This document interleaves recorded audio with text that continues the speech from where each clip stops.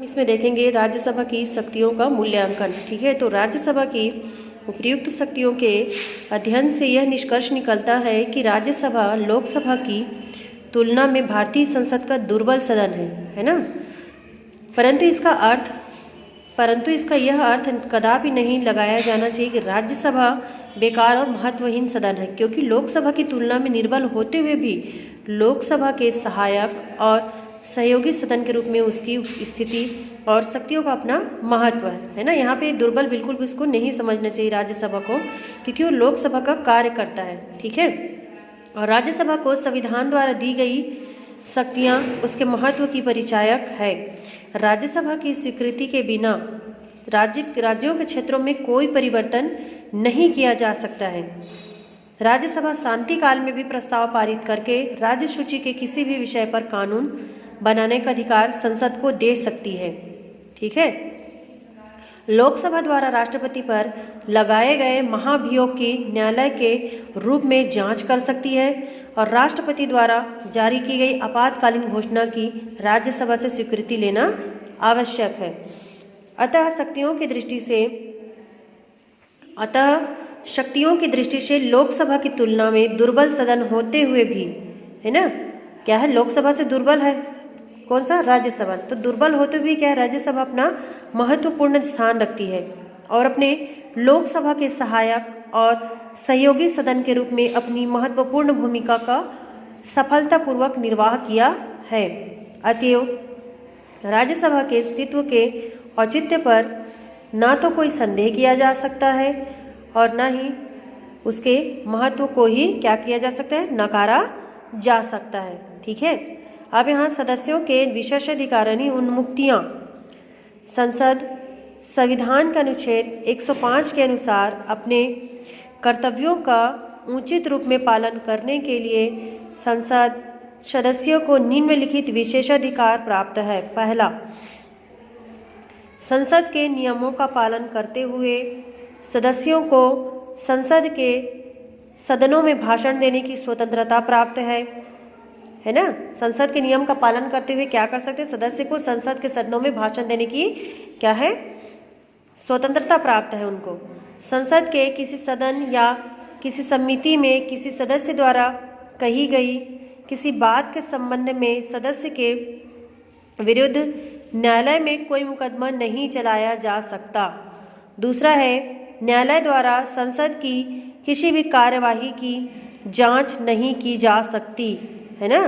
तीसरा, संसद का सत्र प्रारंभ होने के 40 दिन पूर्व और पश्चात किसी संसद सदस्य को बंदी नहीं बनाया जा सकता।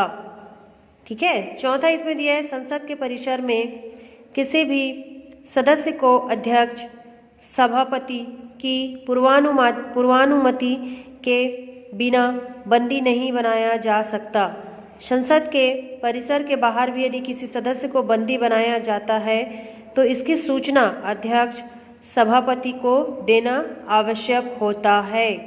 पांचवा इसमें दिया है, संसद को अपनी मर्यादा और विशेषाधिकारों की रक्षा करने के लिए उनका उल्लंघन करने वाले व्यक्ति को दंडित करने का अधिकार प्राप्त है। संसदीय समितियां मतलब संसद के सदस्यों की अधिकता के कारण कोई भी कार्य करने में कठिनाई होती है, अतः कुछ संसदों को लेकर एक संसदीय समिति का प्रचलन किया गया है और समितियां संसद में पेश विधेयकों की बारीकियों का विस्तार से परीक्षण करती है तथा संसद द्वारा निर्धारित सरकारी खर्च पर नियंत्रण भी करती है। संसदीय समितियां दो प्रकार की होती है। पहला, अस्थायी समितियां जो आवश्यकता अनुसार गठित होती है ना। दूसरा है स्थायी समितियां, ये हमेशा कार्य करती है, ये सरकारी खर्च पर सावधानीपूर्वक नियंत्रण रखती है।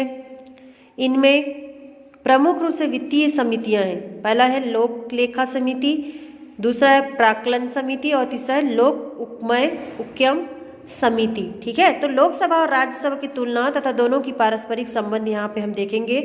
ठीक है, तो पारस्परिक संबंध में क्या कह दिया, पहला ये नामकरण के संबंध में है, दूसरा है प्रतिनिधित्व के संबंध में, तीसरा निर्वाचन के संबंध में, चौथा सदस्य संख्या के संबंध में। ठीक है, 5वां है कार्यकाल के संबंध में, 6वां है पदाधिकारियों के संबंध में, 7वां है कार्यपालिका पर नियंत्रण के संबंध में और 8वां इसमें दिया है साधारण विधेयकों के संबंध में। तो सबसे पहले हम यहाँ पे देखेंगे नामकरण के संबंध में। तो लोकसभा और राज्यसभा भारतीय संसद के 2 सदन है ना। लोकसभा और राज्यसभा भारतीय संसद के क्या है, 2 सदन है।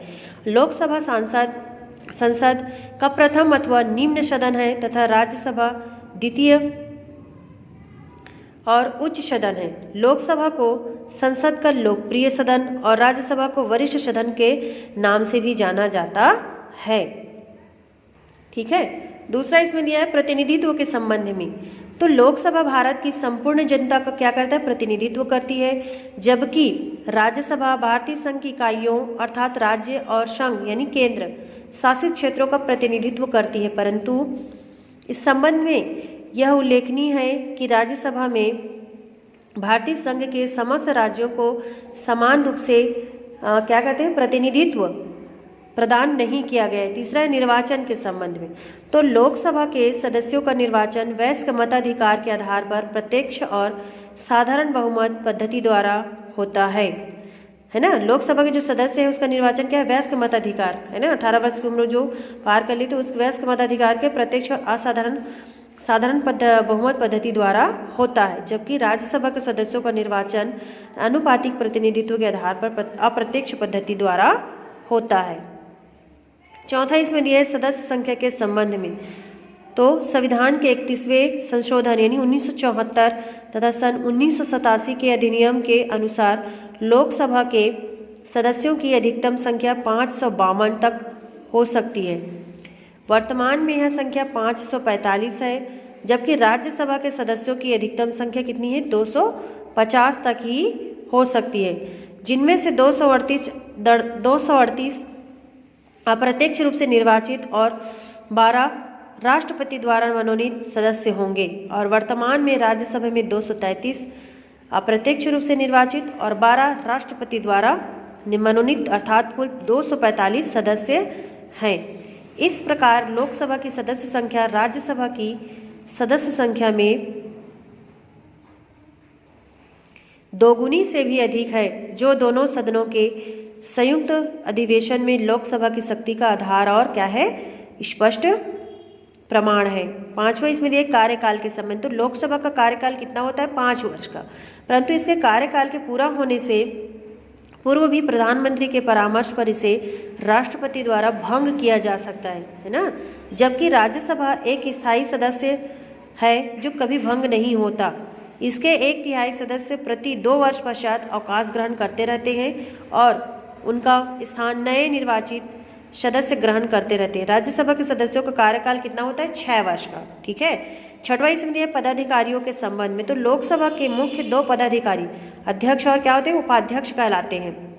ये दोनों पदाधिकारी लोकसभा द्वारा अपने सदस्यों में से ही निर्वाचित किए जाते हैं और इनका कार्यकाल 5 वर्ष होता है, जबकि राज्यसभा के पदाधिकारी सभापति और उपसभापति कहलाते हैं। भारत का उपराष्ट्रपति राज्यसभा का पदेन सभापति होता है ना, जिसका कार्यकाल कितना होता है, 5 वर्ष होता है, तथा उपसभापति राज्यसभा द्वारा अपने सदस्यों में से ही निर्वाचित किया जाता है, जिसका कार्यकाल क्या होता है, 6 वर्ष होता है।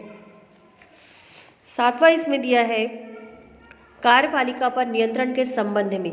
तो संविधान के अनुसार कार्यपालिका मंत्री परिषद लोकसभा के प्रति सामूहिक रूप से उत्तरदायी है, राज्यसभा के प्रति नहीं। लोकसभा मंत्री परिषद के विरुद्ध अविश्वास प्रस्ताव पारित करके उसे क्या कर सकता है, पद से हटा सकता है, मतलब पदच्युत कर सकती है, जबकि राज्यसभा के सदस्य मंत्रियों से प्रश्न और पूरक प्रश्न पूछ सकते हैं, शासन की आलोचना कर सकते हैं, परंतु किसी भी प्रकार से मंत्री परिषद को पदच्युत नहीं कर सकते। दूसरे शब्दों में लोकसभा के प्रति कार्यपालिका के सामूहिक रूप से उत्तरदायी होने के कारण लोकसभा का उस पर नियंत्रण बना रहता है ना, परंतु राज्यसभा के प्रति कार्यपालिका के उत्तरदायी न होने के कारण राज्यसभा का उस पर नियंत्रण नहीं रहता। इस प्रकार कार्यपालिका हर नियंत्रण की दृष्टि से लोकसभा राज्यसभा की तुलना में क्या है, अधिक शक्तिशाली है। 8वां है साधारण विधेयकों के संबंध में। तो साधारण विधेयक सांसद के किसी भी सदन में प्रस्तावित किए जा सकते हैं जिनका दोनों सदनों के द्वारा पारित होना आवश्यक है, परंतु लोकसभा द्वारा पारित किसी विधेयक को यदि राज्यसभा 6 माह की अवधि में पारित करके वापस नहीं भेजती तो वह विधेयक स्वतः ही दोनों सदनों द्वारा पारित मान लिया जाता है। किसी विधेयक पर दोनों सदनों में गतिरोध मतलब मतभेद है ना, मतभेद की स्थिति में गतिरोध को दूर करने के लिए अनुच्छेद 108 के अनुसार राष्ट्रपति दोनों सदनों का संयुक्त अधिवेशन बुलाता है जिसकी अध्यक्षता लोकसभा का अध्यक्ष ही करता है। चूंकि लोकसभा के सदस्यों की कुल संख्या क्या है, राज्यसभा के सदस्यों की संख्या से है। ठीक है।